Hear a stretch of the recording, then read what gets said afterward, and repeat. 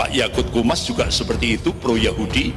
Bahkan dia mengadakan pertemuan dengan Paus Paus Benedictus XVI itu ya, Paus di Vatikan, menyerahkan piagam pergantian kata-kata kafir menjadi non muslim.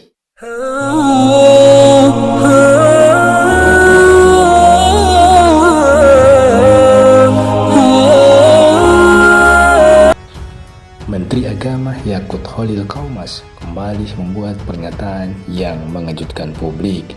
Dia mengaku berencana mengundang pemimpin umat Katolik Paus Fransiskus ke Indonesia. Pernyataannya itu disampaikannya melalui akun Twitternya Senin 7 Maret kemarin. Nah, terkait dengan rencana itu, ternyata Menak Yakut sebelumnya sudah punya kedekatan dengan Paus. Ustadz Andri Kurniawan mengungkap fakta ini. Ya, jadi bahkan sampai selevel Menteri Agama, ya kan, tidak pernah mengucapkan selamat terhadap tahun baru Hijriah, bahkan digeser, ya kan, 1 Hijriah diganti 2 Hijriah, Maulid 12 Rabiul Awal diganti 13 Rabiul Awal. Ini hari lahir Rasulullah, berani merubah negara, berani merubah. Coba kalau 17 Agustus diganti gitu Pak, berani enggak kira-kira? 17 Agustus digeser gitu, berani enggak kira-kira? Enggak akan berani Pak.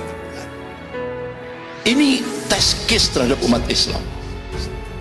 Apalagi bapak-bapak, ibu yang dirahmati Allah, Menteri Agama kita Pak Yakut Kumas ini, ya Pak Yakut Kumas ini, ya kakaknya juga pro Yahudi, ya kan, Kiai Haji Yahya Khalil Stakuf yang kandidat calon ketua umum PBNU. Pak Yakut Kumas juga seperti itu, pro Yahudi. Bahkan dia mengadakan pertemuan dengan Paus Paus Benedictus XVI itu ya, Paus di Vatikan, menyerahkan piagam pergantian kata-kata kafir menjadi non muslim. Ya otomatis Pak, Paus jazakallah khair, terima kasih kepada Pak Yakut Kumas dan stafnya yang telah mengganti Al-Quran dari kata-kata kafir menjadi non muslim. Itu piagamnya diserahkan Paus. Itulah Pak, ini tantangan kita ke depan itu dari dalam. Jadi ini ada sebuah kerusakan yang akan terjadi dari atas ke bawah. Kalau saya sampaikan ini pakai filosofi Jawa Pak. Jadi Pak Jokowi ini pakai filosofi Jawa, napok nyilih tangan. Jadi napok nyilih tangan, jadi memukul tapi pakai tangannya orang lain. Artinya ini pakai tangannya orang Islam sendiri, merusak Islam tapi pakai orang Islam sendiri. Makanya bapak-bapak tidak ada peringatan ucapan selamat tahun Hijriah, tapi agama Bahai, ya kan, yang ini sudah jelas-jelas itu sesat dan batil, malah diagung-agungkan oleh Menteri Agama kita. Nah, ini. Jadi benar-benar ini tantangan kita ke depan. Tapi insya Allah bapak-bapak, ibu yang dirahmati Allah, kita masih punya Allah, ya kan. Yang penting semangat kita berjuang. Kita berjuang, hasilnya serahkan kepada Allah. Yakinlah, Islam pasti dimenangkan oleh Allah Subhanahu Wa Taala. Ya kan, yakinlah itu. Karena Islam agamanya Allah. Islam kok dilawan?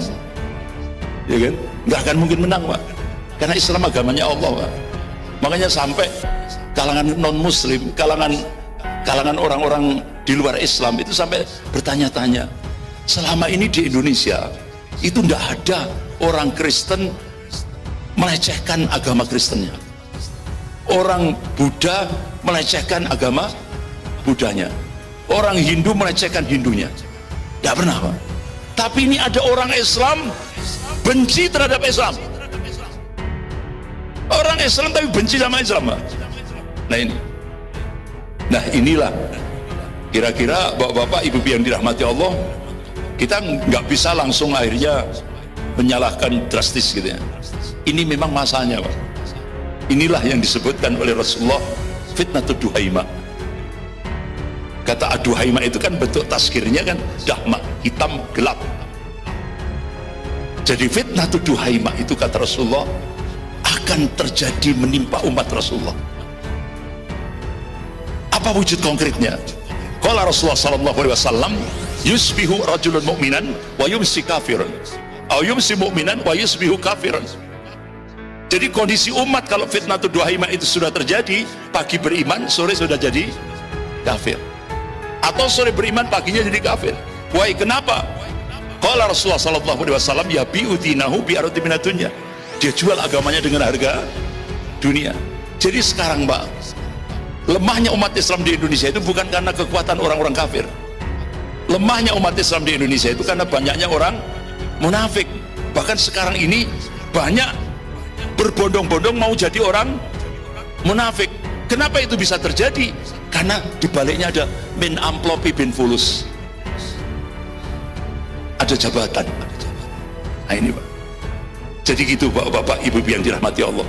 Makanya Rasulullah mengabarkan kalau sudah fitnatud duhaima terjadi, terlebih di Indonesia sudah terjadi, umat ini akan terbelah jadi dua kelompok, mukmin sejati dan munafik sejati. Mudah-mudahan